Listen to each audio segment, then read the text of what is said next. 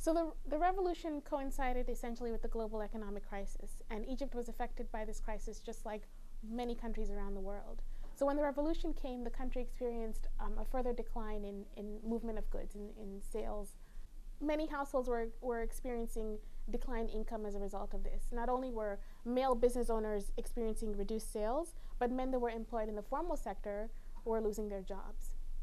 So what this resulted in was women's growing role as primary breadwinners. This was the first time that women were taking on this role. Women were engaged in business activities before the revolution, but following the revolution, their business activities were the main source of income in many low-income Egyptian households in Cairo.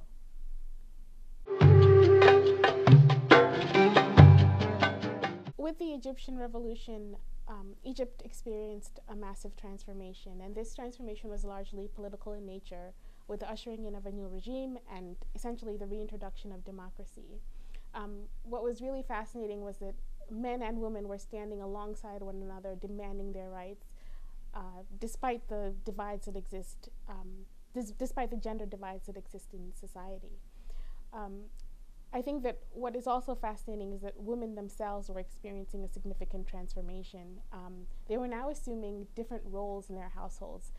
A lot of women were engaged in business before the revolution, but it seemed like after the revolution, their income became even more important in the household. It was as if for the first time they were becoming the primary breadwinners in their homes. So as a result of this, society generally accepts women's role as an entrepreneur, but it seems as though this role is only accepted where it's the result of, where it's out of economic necessity and not where it's out of a woman's quest for independence.